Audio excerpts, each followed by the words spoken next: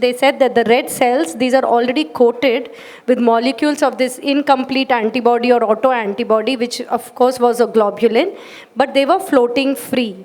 But they were only getting linked together by molecules of another antibody, so they called it the antiglobulin test. And that's why we call it the direct antiglobulin test. So if you here you can see that the red cells are either coated with IgG or coated with complements. Now if you check them directly under your your normal serum test, they will not agglutinate when they are centrifuged. For them to get centrifuged, for them to get agglutinated, you need an additional antibody which is reacting with the Fc receptors of either the coated IgG or C3b or C3d. Once you add them and then centrifuge them, these antibodies form a bridge and you can visualize the agglutination. So that's your basic principle of the test. So the direct antiglobulin test, it detects the antibodies or complements which are coating the patient cells in vivo, whereas the IAT uses a 37-degree incubation step, so the antibodies in the serum can react with the antigens on the cell in vitro, and after washing the cells, you can detect the antibody coating. So for many years and decades, the traditional the tube method was used, and I think still peripherally there are many centers which are using the tube technique for detection of the Coombs test. But definitely its sensitivity is lower, and in 1990 the gel that was introduced where 50 microliters of a 1% red cell suspension in Liss was added per microtube, which already contains the polyspecific AHG within the gel. And these diamide cards were centrifuged for 10 minutes and the reactions were graded. So this is a visual scale that we are seeing every time to call the reaction strong. So the first tube where all the red cells stay on the top is 4+. When you see them trickling down a little bit, it's 3+. When they are going further down, it's 2+, but still some on the top. When it is just slightly hazy at the bottom, it is a 1+ that, which we see very commonly, not in autoimmune hemolysis only, and a sort of just a clump of cells right at the bottom is the Coombs negativity. So it is important to see this because you see the amount of severe hemolysis depends on the grading of your Coombs test. Those with grade 4+ positivity have a higher incidence of severe hemolysis. So it is very important to grade these tests, and in fact I feel the image of the test should also be included with the report rather than 1+ or 2+, because it can be slightly subjective. So as I mentioned, it's not always autoimmune hemolytic anemia. You can have an unexpected DAD positive. We also use it in transfusion reactions, in AIHA, in hemolytic diseases of the newborn where the maternal IgG crosses the placenta, in ABO mismatched bone marrow transplants where there's either major or minor mismatches, and certain drugs like penicillin, cephalosporin, brufen, levodopa, and the most notorious one was methyl dopa. Very rarely you get a classical picture that the patient is hemolyzing, but your Coombs test is coming negative. So what we have to do is, first of all, exclude any drug that can cause hemolysis.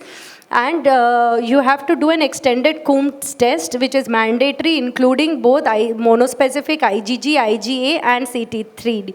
Sometimes you don't pick it up on the polyspecific card, but the monospecific card can pick it up. And you have to start checking and investigating further for a red cell eluate. Now there are sorry, one second.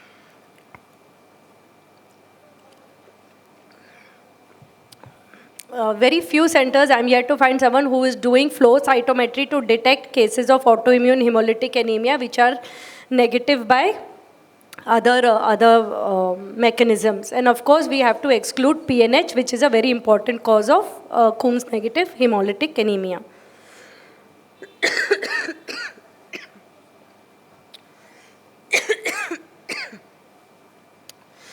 Sorry, excuse my throat, I'm down with the sinusitis. So this is a little busy slide. I'll go through it. So, sorry, you have to give me 2 minutes.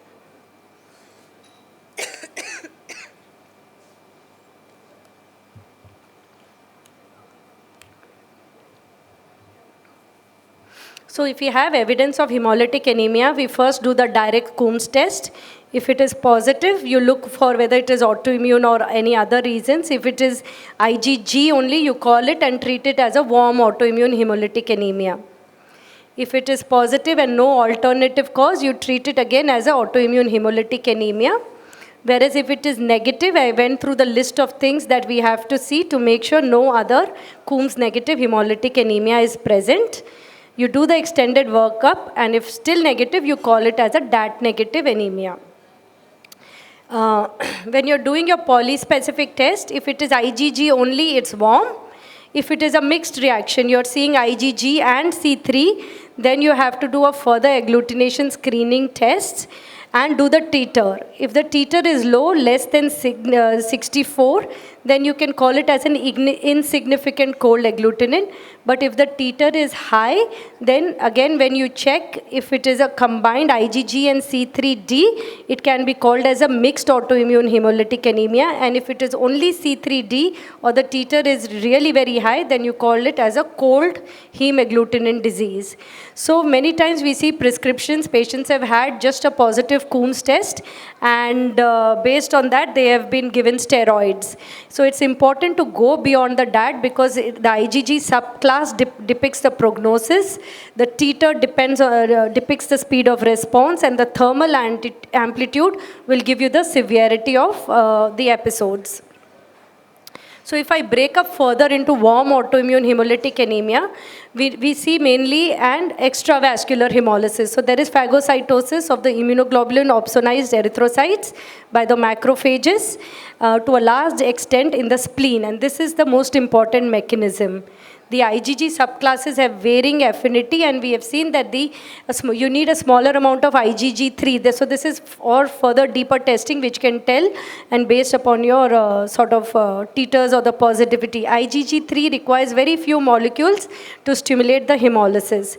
And that's why the treatment we use steroids as first line. But when you go into the cold autoimmune hemolytic anemia, it is much rarer. It is seen in older adults with female preponderance.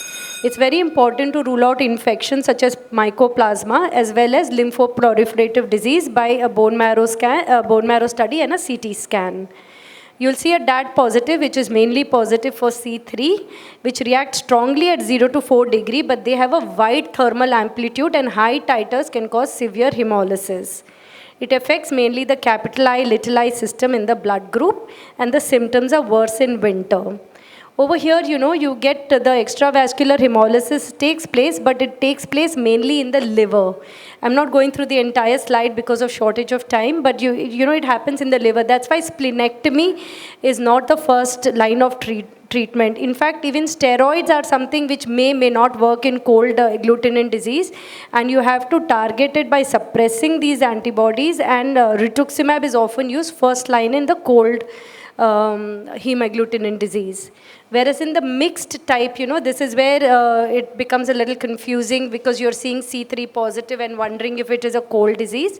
The titer, if it is less than 64, you treat it as a warm hemolytic anemia.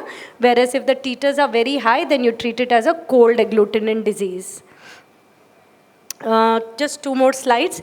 The steroids, I've cut short on the treatment and focused mainly on the investigations, but steroids is our first line of treatment, mostly prednisolone 1 to 2 milligrams per kg tapered. IVIG can be used for where steroids are contraindicated. Second line, we move on to rituximab because, it is a remitting relapsing disease. But there are many other immunosuppressions, azathioprine and MFF, which are useful in certain recurring diseases. Splenectomy used to be the second line, but it has gone down with the advent of the newer drugs. And more clinical trials are going on, but these have still yet to come into clinical practice. So we are still restricted to those 4 or 5 methods of treatment.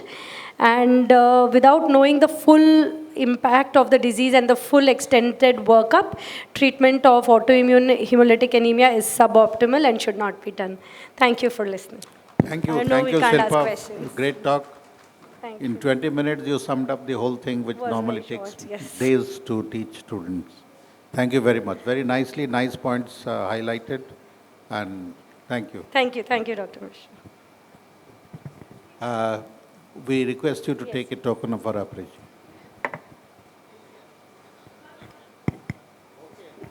We will permit this.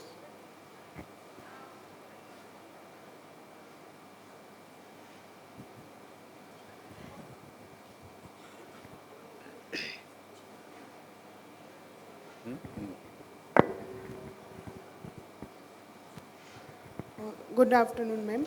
I just want to know, kindly throw some light on the flow cytometry part of the, part in the AIHA. Just want to know. So it is theoretical. I don't think so anybody here is doing, but when we struggle with the patients who are Coombs negative. So the indication for looking for flow cytometry in autoimmune is the patients who are Coombs negative hemolytic anemia. So you have done your direct Coombs test, you have done your indirect Coombs test, you have done your PNH panel, you have done your HPLC, HS, whatever, you have excluded everything, but still the patient is hemolyzing. In those cases, they have used flow cytometry as things. So I don't think in Kolkata any sir would be best in. Ma'am, what you suspect, like what you expect from the flow cytometry? I will tell you. Okay. When you have the DAT and the IAT negative, am I audible? So what happens before you say that it is truly a DAT negative autoimmune hemolytic anemias, you have to exclude certain things, what she has said. One of them is PNH, and PNH is done by flow cytometry. We do it routinely in Tata Medical Center. You use few antibodies. You use something called FLAIR, use something called CD55 and CD57. So based on that, you select the neutrophils and the monocytes and see whether this GPI anchored proteins, which protect them from the attack of the complements, they are present or not. Because PNH is complement mediated, so you see whether this GPI anchored proteins, which are protective from the complement mediated lysis, are present. So that is how it is done in by flow cytometry. In case you have a suspected patient of PNH, you can send it to us. We can do that. Usually the patients are aplastic anemia. All aplastic anemia patients should be screened for PNH. We do that. And I'm sure Shilpa also gets that thing done. Yes. So PNH and aplastic anemia, they go together. Many of the patients present first with PNH, then go into aplastic anemia. And some aplastic anemias will go into PNH during the natural course of the disease. So it is important to screen for them, and they will all have hemolytic anemias. Okay, thank you, sir.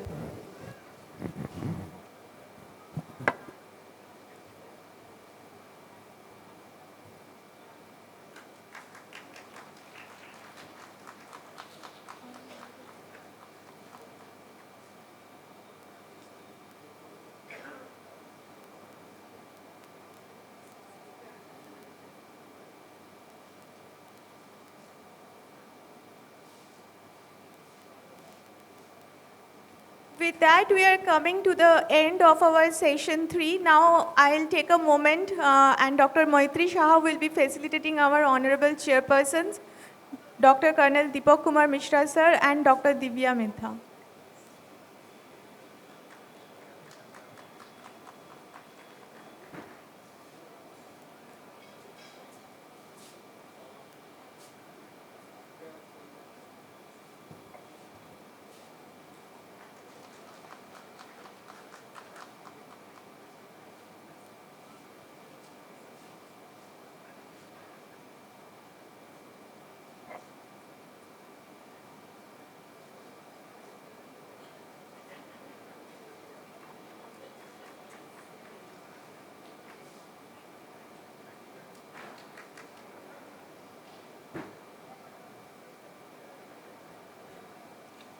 So with that, we'll be starting our the last session before our lunch break and the session 4. So I want to invite Dr. Sudipta Bhattacharya and Dr. Anirban Ganguly as the honorable chairpersons to chair this session.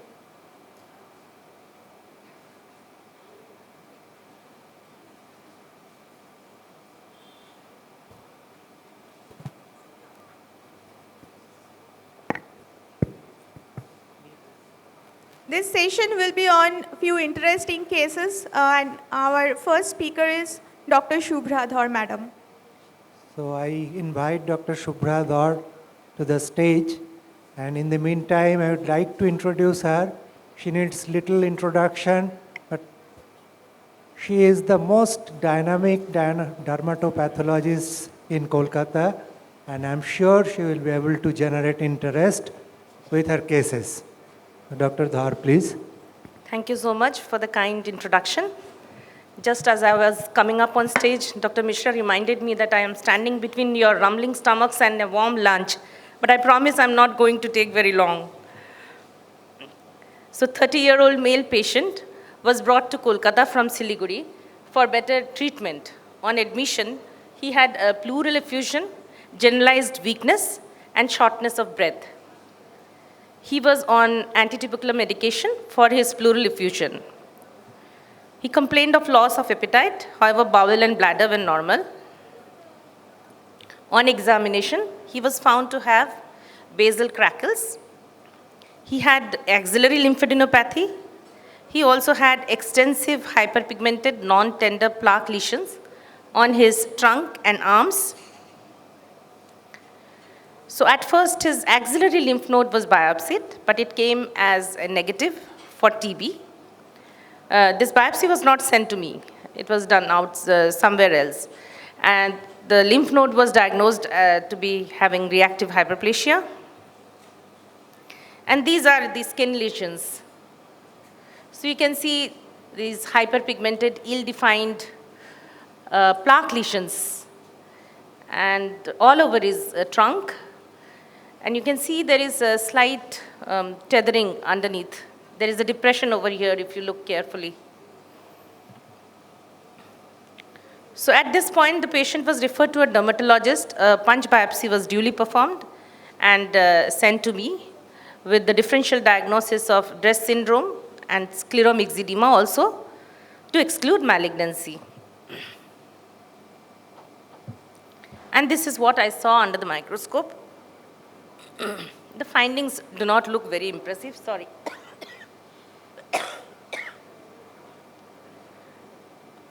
But still, you can make out the hyperkeratosis, both orthokeratotic and parakeratotic.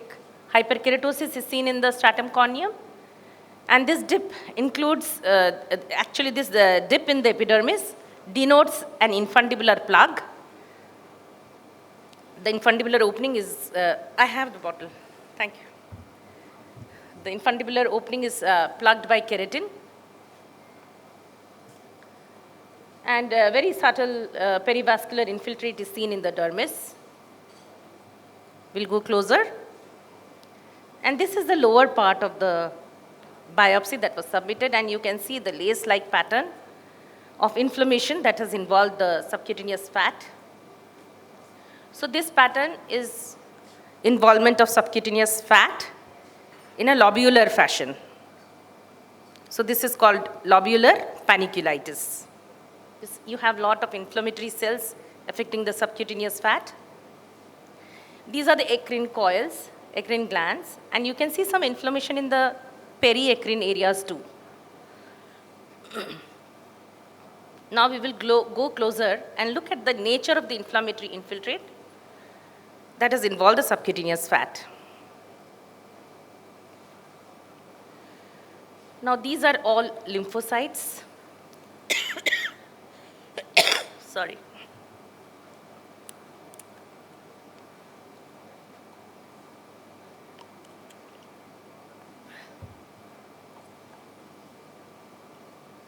And look at the distortion of the nuclei. The nucleomegaly is seen over here. They look atypical. These lymphocytes look atypical. They look larger than normal, and there are also many karyorectic debris amidst the inflammatory cell infiltrate. Now look at this lymphocyte. Looks pretty abnormal. All these are adipocytes, and the atypical lymphoid cells are rimming the adipocytes. You can see some amount of hyaline necrosis here. The same picture you can see here, different areas of the subcutaneous fat.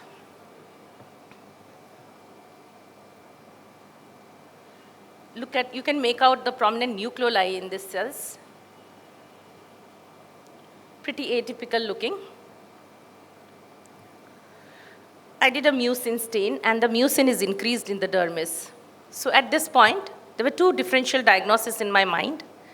One was whether I'm dealing with a case of lupus paniculitis, because lupus paniculitis presents with lobular pattern of paniculitis.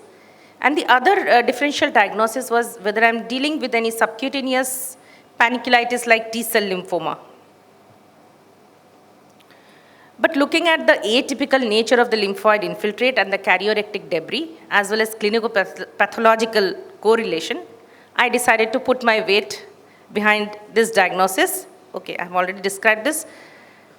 I reported it as histology is consistent with subcutaneous paniculitis like T-cell lymphoma, and a panel of markers were advised.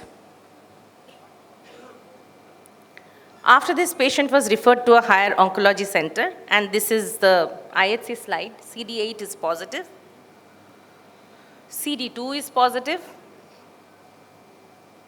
CD3 is positive, CD4 is also positive, CD20 and CD30 are obviously negative. Ki67 hotspot was noted. This was reported as approximately 40%, and granzyme was positive. So the final diagnosis was subcutaneous paniculitis like T-cell lymphoma. Why I have got this case? Because this is a rare primary T-cell lymphoma that mimics lupus paniculitis. Autoimmune diseases occur in as many as 20% of cases. Lupus paniculitis is an important differential diagnosis due to similar clinical and histological features. The CD8 plus cells surround and distort the cell membrane of adipocytes. The incidence of SPTCL in patients of lupus erythematosus and of lupus erythematosus and in SPTCL is more than in general population. Therefore, SPTCL is now considered to be in the same spectrum as lupus erythematosus. It can occur in both children and adults with a peak at 36 years of age. Most cases follow an indolent course and have a good prognosis. Thank you. And before I leave the stage, I would like to thank Dr. Mitadru, who helped me to get the chronological history, and Dr. Shivani Sarkar of TMC, who kindly shared the IHC slides.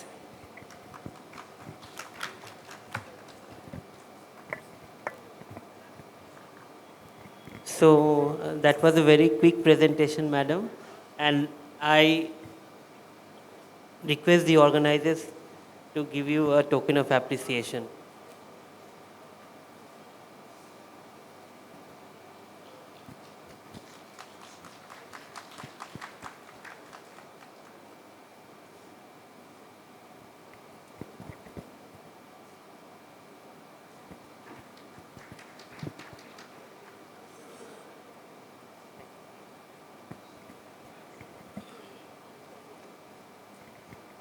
Now I invite on stage our next speaker, Dr. Sanghamitra Mukherjee, who again needs no introduction.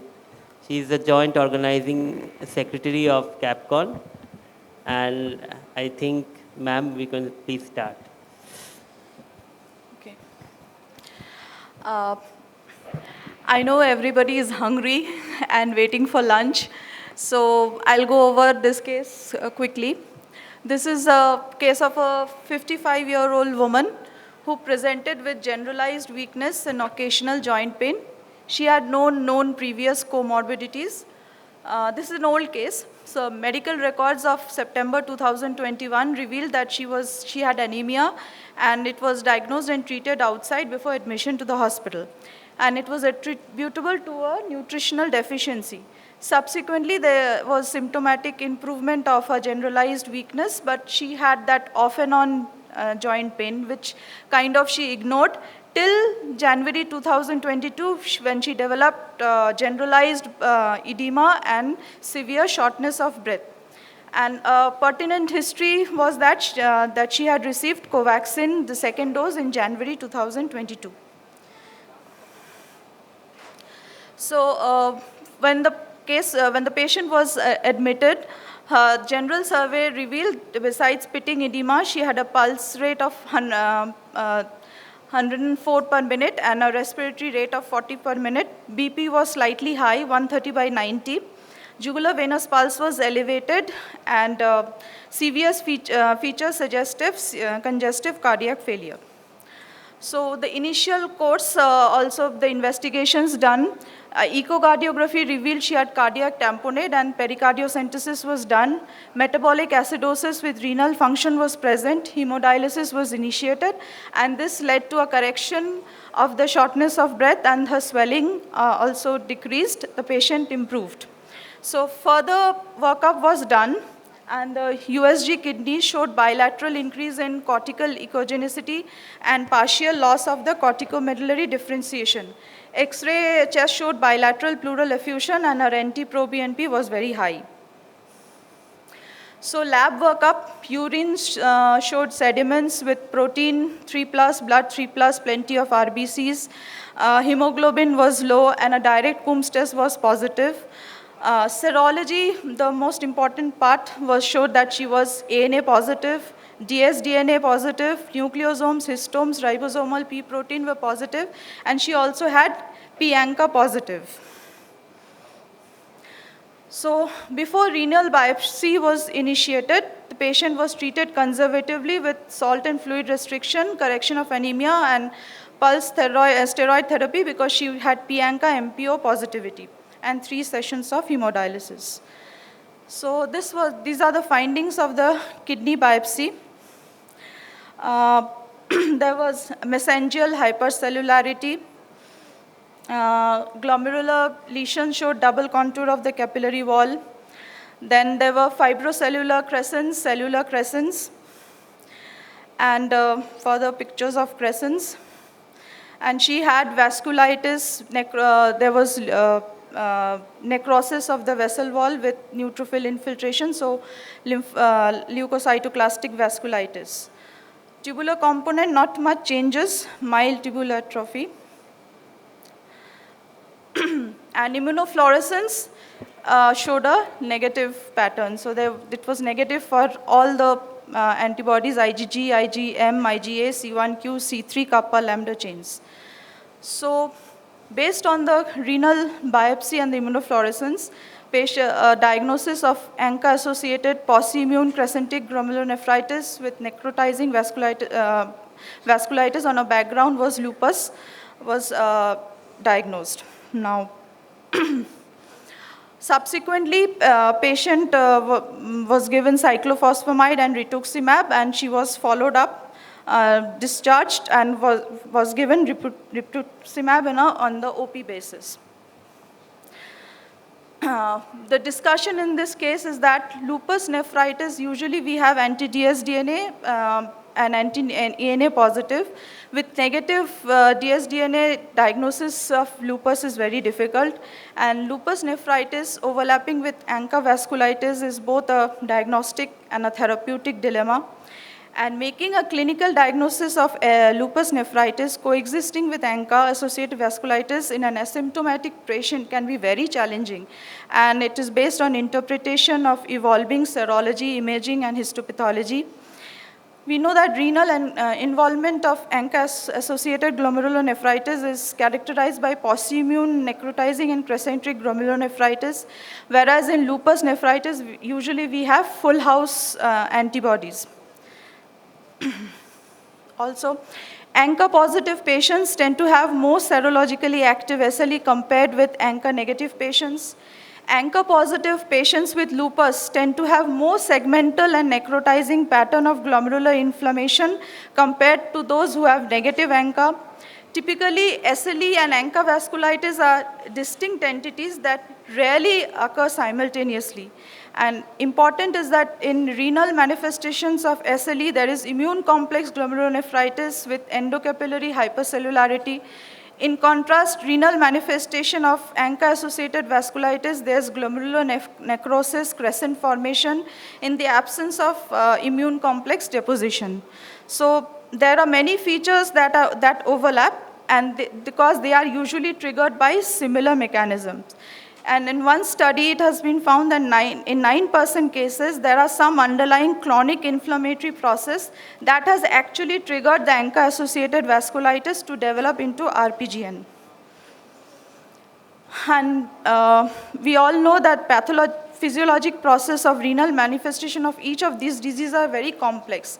Lupus nephritis is due to secondary immune complex deposition, but literature also says that in class 4 lupus nephritis, it has a different mechanism, and they often exhibit glomerular necrosis with little or no immune deposits.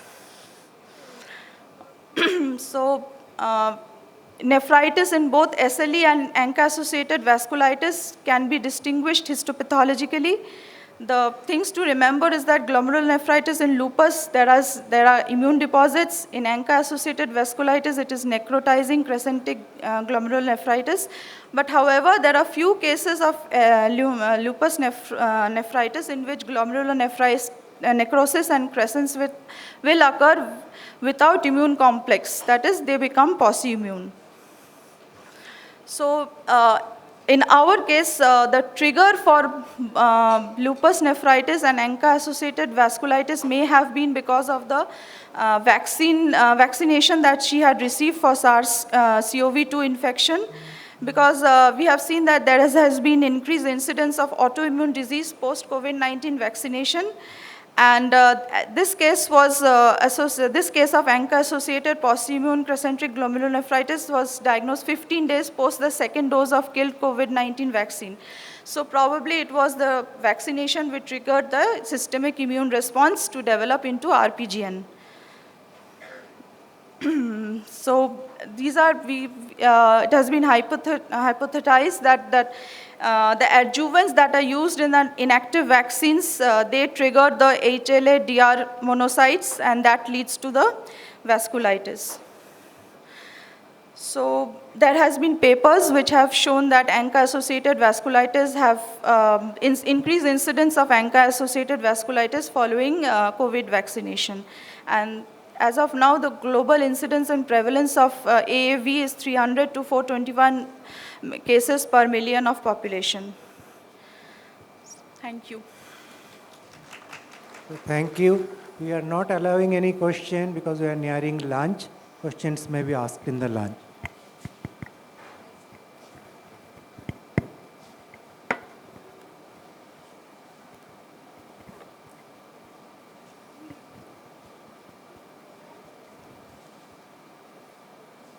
Thank you, ma'am, for this interesting case.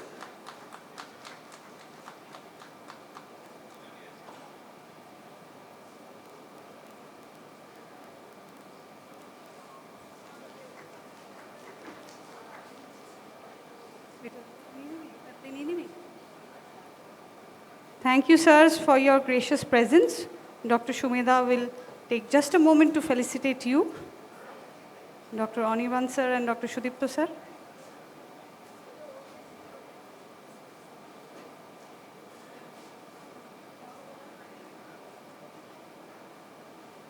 So this was our last session before lunch.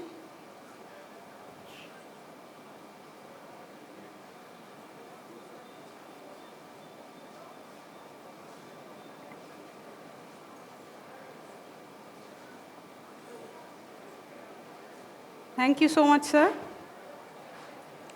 Now, before we break for lunch, I can see people moving out, but we have a very, very interesting thing just to give out our poster prize for our poster presentation. So just to encourage our students, our PGTs, we'd like to request you to stay back. And I'll invite the judges, Dr. Obhik Banerjee, Dr. Tulika Lipi Ghosh, Dr. Shilaj sir, and Dr. Kanika Gupta Poddar on the stage, please. I will also like to invite all the participants on the stage, Dr. Rajoshi, Dr. Priyadarshini, Dr. Shujoy, Dr. Noreen Qasim. Once again, Dr. Obhik, please, ma'am, please. Dr. Shilaj.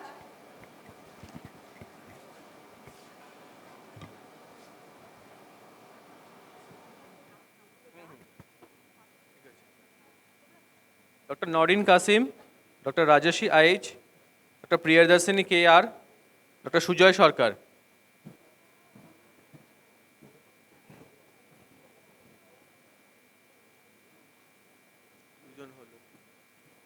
Dr. Priyadarshini KR, Dr. Norin Kasim, Dr. Silaj,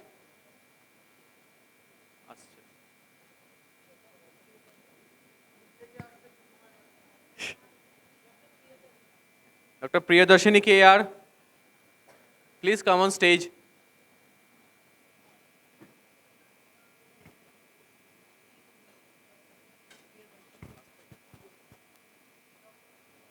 Dr. Priyadarshini, please come on stage.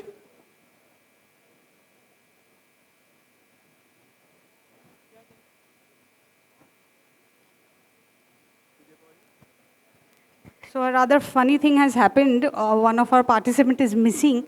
Just a few more seconds of more of your time, please. Dr. Priyadarshini. Okay, we shall felicitate the judges in this time, right? Let's not waste any more time. Come, Dr. Shumeda. For Dr. Shilaj, sir. Jao, jao, jao, tumra jao.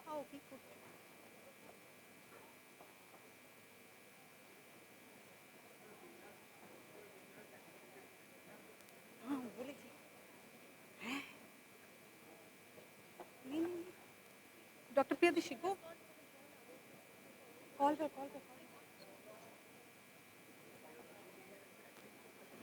She won't be here. Yeah, absolutely, come immediately. Hey, tumhe eta now. Dr. Shilaj, sir. Please, a big round of applause, please.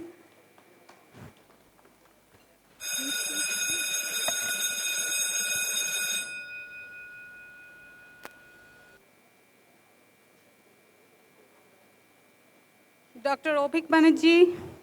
Oh,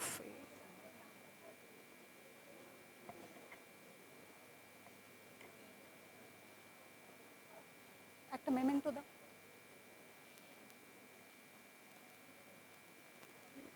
Dr. Tulika Lipi Ghosh.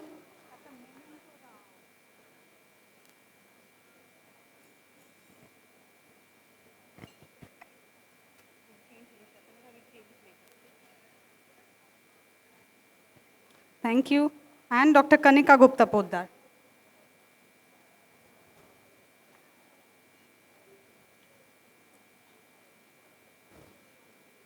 Dr. Shilaj, any words for the poster presentees? I would begin with, congratulating all the organizers for such a wonderful program. And I have always been complaining that you guys organize all these, when I am not here in India. So this time I was lucky that I could at least, after a very, very long time, I was able to attend a CAP event finally. And posters, yes, although supposedly it was e-posters, but we did it rather conventionally. I think we are more comfortable that way. So now, unfortunately for people like us, I was lucky to have the other judges with me.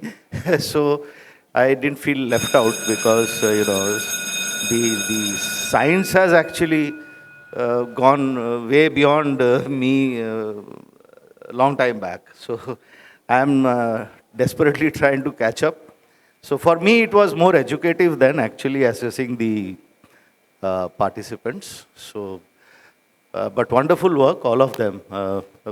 Very good papers, and I would rather say in something like a very abstract science, you could still find subjects and work on it and give a presentation. So congratulations to all of you. And thank you again, everyone. Sir, please announce the winner.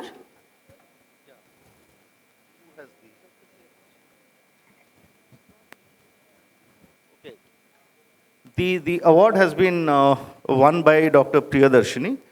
A big round of applause for Dr. Priyadashini. Unfortunately, she had to leave. We'll give the gift.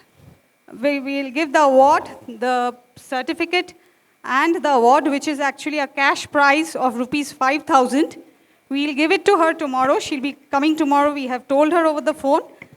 So that will be handed over tomorrow. And for all the other participants, we have certificates of participation. Thank you so much for participating in our conference and for your efforts in your presentations. Thank you. Thank you so much. So we will meet here again for our post-lunch session on day 1. We have a very interesting panel discussion lined up right after lunch, and that will be at 3 p.m. I am trying to think যে তোমায় দেখেছি কোথায়